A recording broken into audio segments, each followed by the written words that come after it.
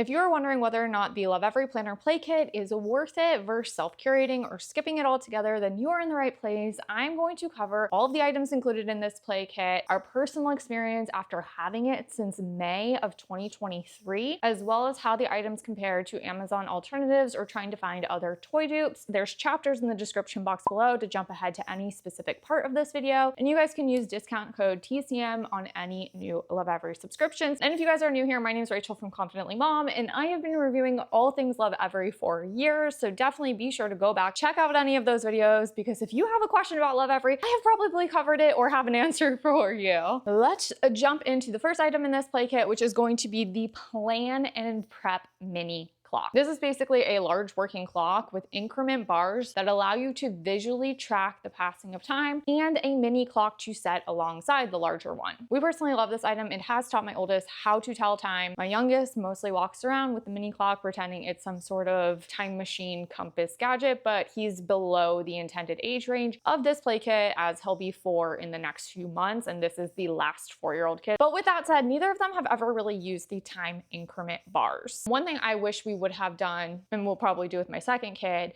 is use those as a sort of timer, even though Lovevery does have a timer in one of their earlier play kits, but to visually show like, okay, here's the 15-minute bar, come back in 15 minutes, and have them line it up to the current time and then see when that ends, so they can really start to have just a more of a hands-on approach to understanding passing of time instead of the passive approach waiting for their timer to go off, which leads me to finding dupes or alternatives for this. The first one, which is my pick, is going to be from Learning Resources. And the reason I like this one is because it just gamifies it so much. You can roll the dice, set the time based off of what you get from there, so you're actually getting more practice for setting the time. It also comes with 2-piece puzzles so that you can go ahead and pair what it looks like on a traditional type clock with what it looks like on a digital clock, which is something that Lovevery's does miss, is how this translates, which leads me to the Melissa and Doug one, which does have this large learning clock, but it also has that digital display. And the last one is going to be this bubble popper clock. It's just a little bit more of like a hands-on sensory approach, but I do think it could end up a little confusing because the way they do that analog type of display is like on top of each other. And even I feel like how I'm saying this right now is confusing, which I think speaks to how that is kind of a confusing thing. The next one is going to be this Energy in Motion wooden ball ramp, which is basically a lesson in physics as kids stack the feet to various heights and use the wooden ramps, connectors, and jumps to create a successful marble run. So we've had a lot of marble runs over the years, and this one is definitely by far our favorite one. I think the simplicity makes it not too overwhelming for them. Plus, it's also the easiest to store. And I think most importantly is that the kids can actually do it themselves. And the only kind of like semi-negative thing I'll say about this, which isn't really negative even, this little box that the marbles hold in, that's the only thing my kids have a hard time opening themselves. But once the marble's out of this, you don't need this, so it's not really a big deal. Now, with that said, I have seen the very rare and occasional complaint that parents have felt this was not sturdy enough. And I personally disagree with that. My kids have never gotten too frustrated or challenged by this. In fact, it is the marble run that they have played with independently the longest out of the 3 that we have, which I guess I'll talk about those here. So the other ones that we have are the Picasso tile one and the Marble Genius one, and both of those require, especially at the 4-year-old stage, a level of adult assistance to get the connectors together, which ultimately meant that us as the adults ended up building the entire thing. And so I guess some people could argue those ones were sturdier than Lovevery's, but they were still fragile. And again, they're sturdier because 4-year-old fingers couldn't do them on their own. And so I think that kind of leads me to when this has collapsed or toppled over, it's a very simple reconnection point. It's very rare that the entire thing comes crumbling down. Whereas like with our Picasso tile one, which is built on magnetic tiles, if one thing comes crashing down, you could crash an entire tower down that you have to rebuild. I think fragile is such a subjective term. Like I said, my kids have never gotten to a point where they felt too frustrated or too challenged. This has really been a sweet spot for their engagement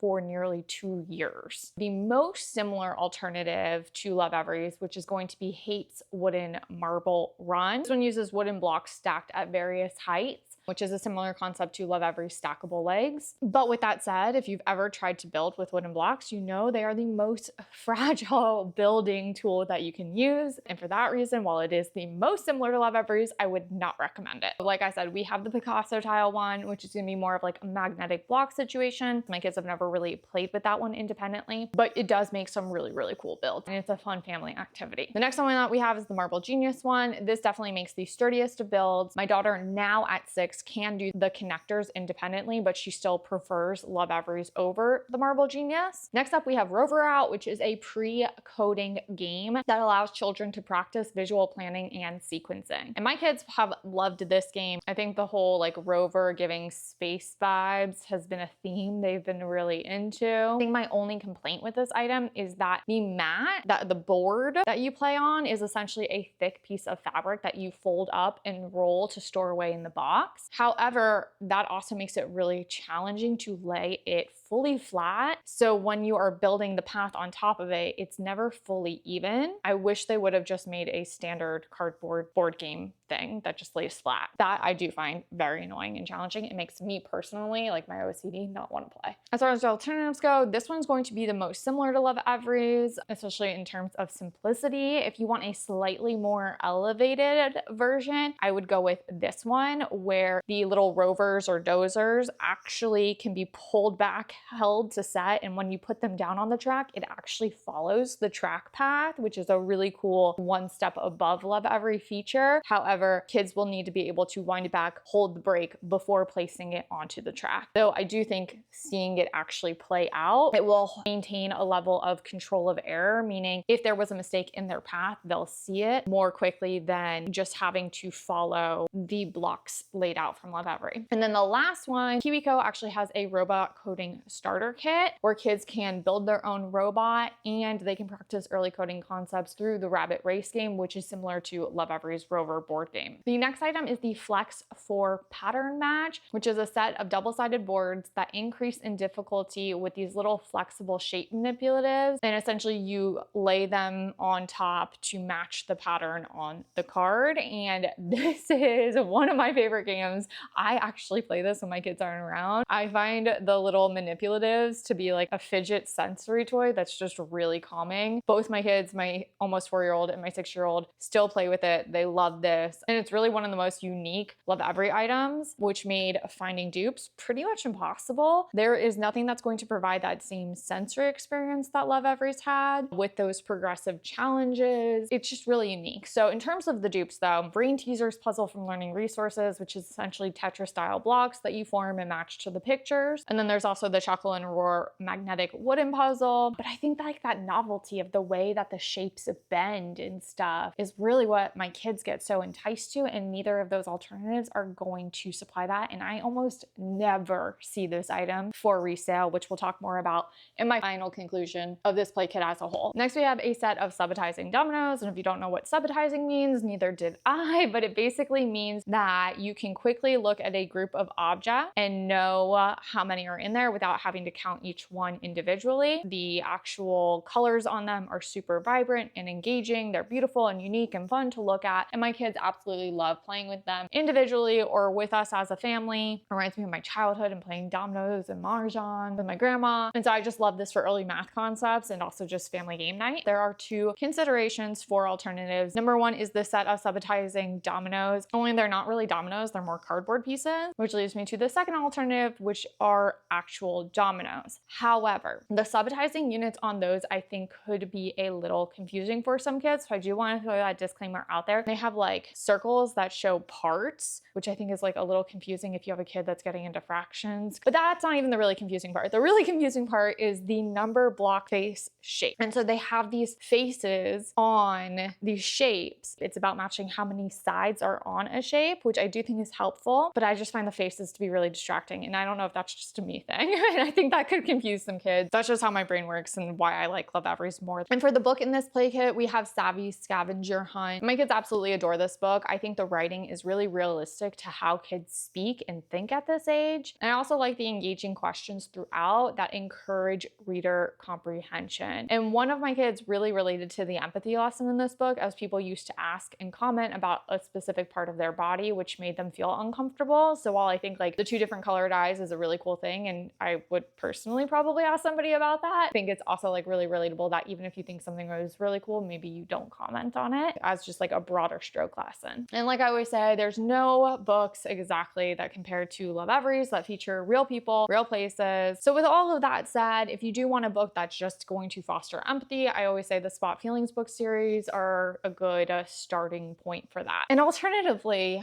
I've kind of taken a YouTube break for a couple months, if you guys have noticed. That is because I have been working on some new projects, starting to shift some stuff in my career. And that is namely that I am writing kids books and I'm in the process of illustrating some of them. And so the first book will hopefully be out this summer, and that one does work on building up empathy too. So stay tuned for that. Once it is live, I will update the description box below with a link to that. But that's where I've been the last couple of months. I'm very, very excited. They've been really fun. My kids have been loving them. Debating whether or not I want to start like my own podcast, just reading kids stories, because I feel like I have so many stories in me that I won't be able to necessarily like publish and illustrate all of the books at the level that I want to share all of these stories. And we're also now homeschooling our kids. I pulled my kids out of school. So my life's just been kind of crazy behind the scenes the last couple of months, but that also has given me even more stories and books to write. So that's what I've been up to. This play kit comes with a play guide, just like all their other ones, which is going to give you expert tips, activities to do at home. At this time, the 4-year-old play kits do not have book bundle books, and Lovevery has also been releasing more and more one-off books on their subscriber shop as well as on their Amazon storefront, which I'll link to that in the description box below. They do have a new lying book that I really, really like as well, as kind of an FYI that would go really well for this age range. So with all of that said, is this play kit worth it? In my personal opinion, I love this one. It's probably one of my favorites, if not my first, my second top pick for the 4-year-old play kits. It's a great mix of items that can be used independently or together. And I think it just really fosters that creativity, thinking ahead, and problem solving in a way that really speaks to the heart of this age range. My youngest is turning 4 soon. My oldest is 6. They have loved this kit since we got it in May of 2023. Financially speaking, if you were to add up the cheapest dupes I mentioned, you could recreate this play kit for as little as $95. However, if you were to get the most expensive dupes, you'd be looking at $152, which is quite a bit more than the play kit. And if you were to get the most similar dupes I recommend, keeping in mind that the quality of those is going to be lower than Lovevery's, like that marble run I mentioned is going to be worse, you're looking at spending $117. So basically the exact same amount as Lovevery's, which makes this financially a solid deal in my opinion. Like I mentioned earlier about resale, this play kit is very, very, very rarely found on resale websites. So if you are thinking about getting this play kit and you're kind of on the fence, I do think that is a good strategy to apply here, because I have pretty much, I think I've maybe seen the items in this for sale one time, whereas some of the 2-year-old play kits or even a couple of the 3-year-old play kits, I see a lot of those items much more often. So be sure to hit that subscribe and notification bell, because I do have at least one video, if not 2 videos coming out about chores and allowance. I'd love to hear in the comments if you have this play kit, what your thoughts are. If you are done with the 4-year-old play kits, be sure to check out my reviews on Lovevery's reading skill sets, which have my daughter reading at above her grade level, and I highly recommend. We love those. We use it with both of our kids. Until next time, my name is Rachel from Confidently Mom. Have a good one.